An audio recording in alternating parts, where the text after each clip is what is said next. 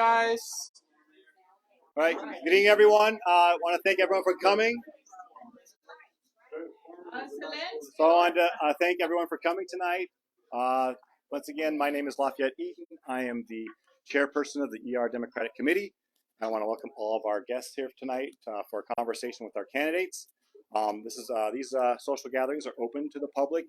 Anyone can come. So we do this every month. So look for us on Facebook so that you can come and ask questions. So what we're going to do today and at every one of these events is take questions from the floor for the candidates. So I'd like to introduce our village trustee candidates for this year. We have Mark McDermott and Chad Woodworth. Thanks. Here you go, Mike. I always get these first. Yeah. Another great turnout. So before we start with the questions, though, we have a special announcement we want to make.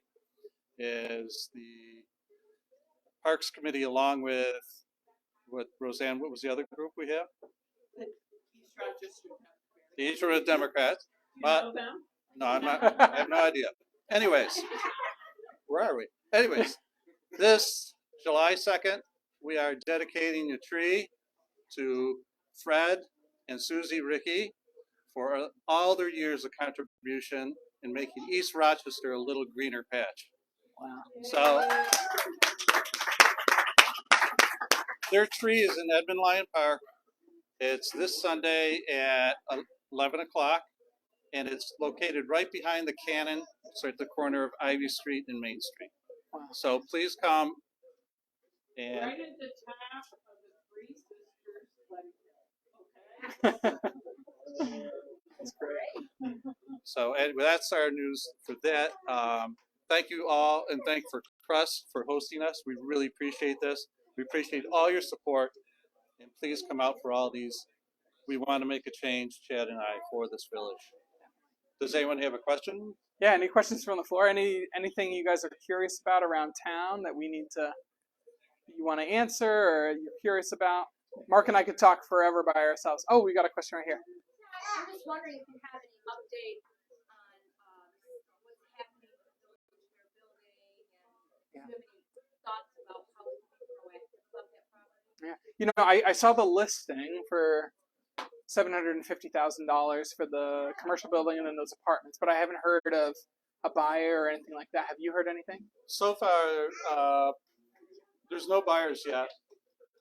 A lot of residents have called in to the mayor wanting to know what's going to happen to this because they'd love to have a mom and pop grocery store come back again. That grocery store, though, is connected to a 5-room apartment complex behind there, which is not in the best condition. So you're taking on a large burden here. The mayor has, and the Christian Science Center. The mayor has reached out to the housing authority, to which I'm on, asking for financial assistance. But that's just dialogue at the moment. We don't know what's going to happen. Yeah. You know, I think that this does feed into the fact that East Rochester just needs a real coherent plan for business development. What's our town going to look like? Where are residents going to spend money? How are we going to have people from out of town come in and spend money to help continue to nourish this vibrant community? And so we've been thinking a lot about that. You know, what do local businesses like Crust here, other places where we've done our social hours, how can we help them succeed? You know, that was a big theme of our comments last month when we were at Good Smoke. And you know, Mark, you've got experience as a small business owner. Like, do you have any thoughts on what the town could do to help small businesses? You know, keep our storefronts filled. Any thoughts? That's a tough one. That's a little early right now. Right. But yeah, I think the village board should make more aggressive approaches to younger businesses coming in here. Right. And we really need to really address the landlords and how they're running their places here. They've got to get better. They've got to adhere to stricter laws. Yeah, I think that's right. You know, I was talking with our host here from Crust, and they used to be on West Commercial Street, and now they're here on Main Street. And he said, "Oh yeah, well, we weren't going to leave East Rochester. There's no way." He doesn't live here in town, but you know, he believes in this town. And I think a lot of us do. And so, how do we create more loyalty from the businesses who serve us, and then how can we make them see that this is a good place to, you know, have a business? You can make money, you can thrive here, and then that'll help us all have a better town to live in. According to the reviews on ER Communicates, he's doing great. Everyone's loving his food. I'm going to find out in a minute. Yeah. Yes. Has there been any discussion about doubling or tripling the single-family conversion grants from the village? So this is. Oh, go ahead. People could just, buy the place that they're renting. Are you talking about the there's up to a $10,000 either lump sum or over 10-year tax rebate, property tax rebate for converting a double or triple sum apartment building to a single family home, right? Yes. So I haven't heard anything about increasing that. Have you, Mark? I haven't heard anything yet. Yeah. We still, as the housing authority, try to acquire a rundown building that has been an apartment and convert it back to a single family. So we're working on that. Like I said earlier, we have to sit down with the mayor and see where his head is at right now. And One of those conversions paid for by the housing group could be 100,000, 200,000, right? Yeah, the problem only with the housing authority is historically we were always funded through bond acts, and those days are gone. So we now get a trickle of money, not taxpayer money. It does not come out of taxpayer money. It comes from the state or federal. And then once we get enough money, we try to acquire a home. But it's one home at a time. Why can't we do the bond again? the question's Well- about bond acts around town for anybody who All can't right. hear. With Habitat for Humanity in Rochester, we're having negotiations with them about if we, as a little entity here, qualify for getting more money to do more effect here. So we're working on it. Thank you. You're welcome. I think that this shows why Mark would be an asset to all of us on the board. That Mark has an incredible history in town. He's involved in the Chamber of Commerce. He's a small business owner. He is involved with the Housing Authority. He is involved with the Parks Committee. He's involved with the Rotary Club. Mark's history and his dedication to this town is well known, but we need to make sure that more people do know it too, because you have all this knowledge inside of you, inside of your mind, that can be used to help bring the town forward. And I think that that's really something we need to lean on. And with this gentleman here also. Any other questions or anything from the crowd? Oh yeah. So a couple of towns that surround us are working on making their playgrounds more inclusive for like all abilities, and special needs and whatnot. Do we have a plan in place to look at the playgrounds that we have now, better them for our children? You know, the question about disability accessible playgrounds. Mark, go ahead. You mean disability or just playgrounds in general? Both. Oh, okay. Let's start with the both part. A lot of people have complained about the playground in Edmund Lyon Park, about all the flooring or the whatever you want to call it that's there for the kids to fall on. It's totally a wreck, and it needs to be changed. I'm trying to get the village to adopt the same matting that Penfield has used, which is a thick rubber mat that lasts through any type of inclement weather. But who usually addresses these situations is our village administrator. And they address it as the availability of money they have to do it. So sometimes they can't do it one year and they can do it another year. As far as handicap, Northside Park used to have a handicap swing. We have no facilities for handicap. I know that Conquest Park is being reinstalled, the playground They're there. going to get new playground equipment at Conquest. Yeah. Is there anything about disability accessibility there that you know about, or? The residents there have not made a request that they have disability or handicapped kids. The equipment that's going in is just general playground equipment.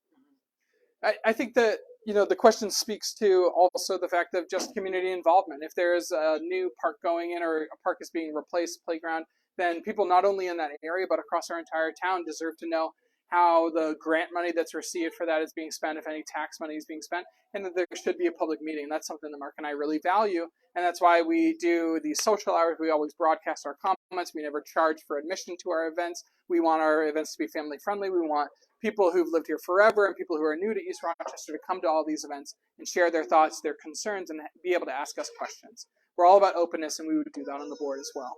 What was that? has been very concerned that there's not really any playground in East Rochester that is toddler friendly. And have been looking to how to make that happen. And I'm not sure who should it go to or, how that can happen. At the school, they have two playgrounds and one, seems okay. The other one, I don't know what other people think. It seems really weird and not safe. And that one with all the jiggly stairs that go up. I don't know what you guys think. So- School, there's two playgrounds and one is, kind of a standard and another one's really bizarre. And it's not really safe. And there is, and she said no matter where you go in the yard, because she lives on Spruce, so she can walk the kids down to the park. There is no park that is like toddler.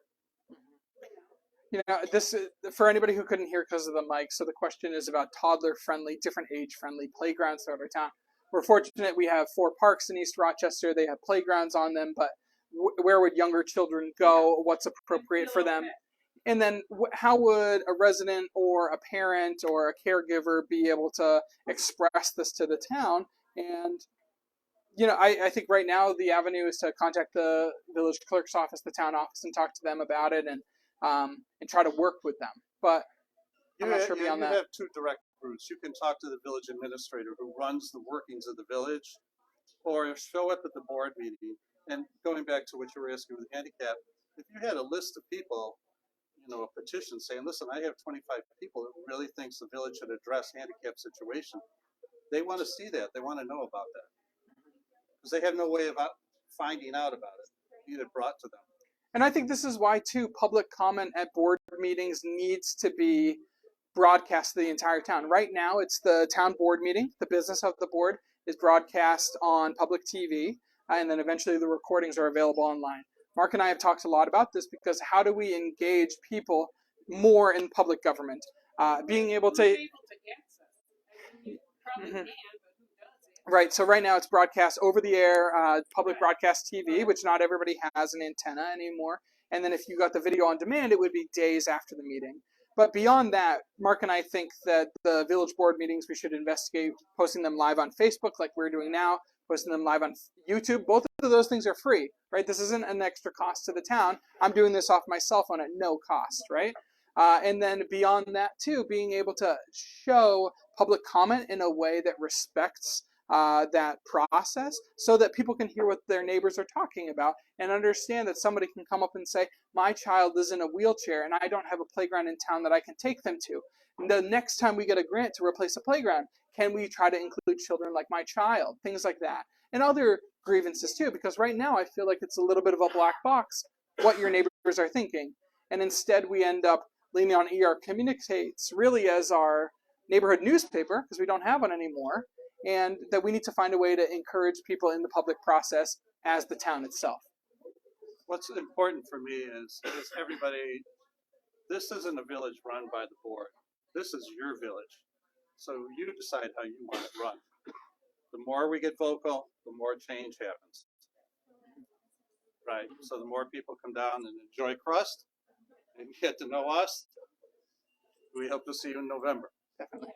You got a question? I got one. You guys use Instagram at all? Is that big? We do. We have an Instagram account. I don't think that anybody's ever posted to it, so maybe that's your job.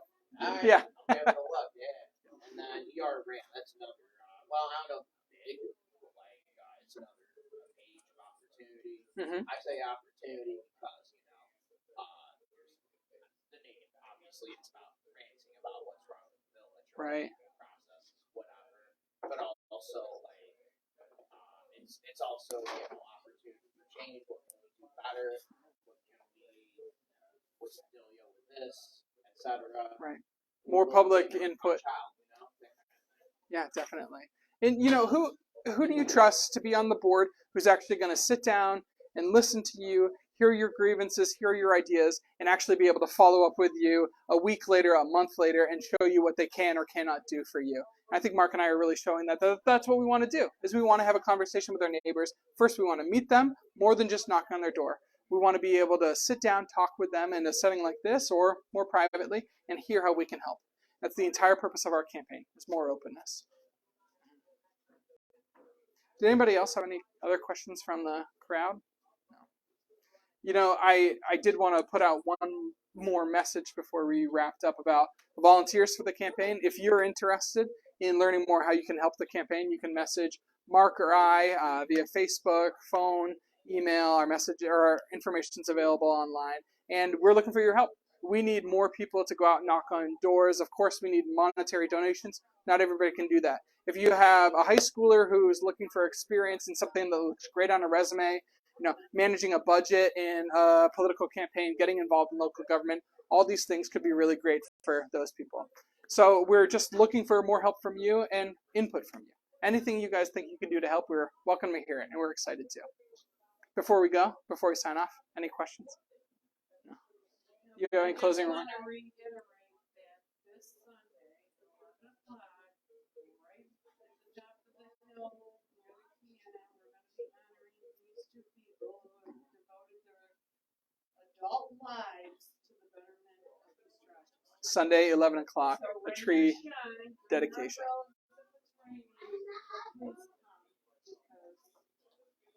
Right. These are two people who really help to keep East Rochester moving forward. So a tree dedication on Sunday, 11 o'clock for the Rickies. Thanks, everybody. Thank you, everybody. We're there for them. We got a lot of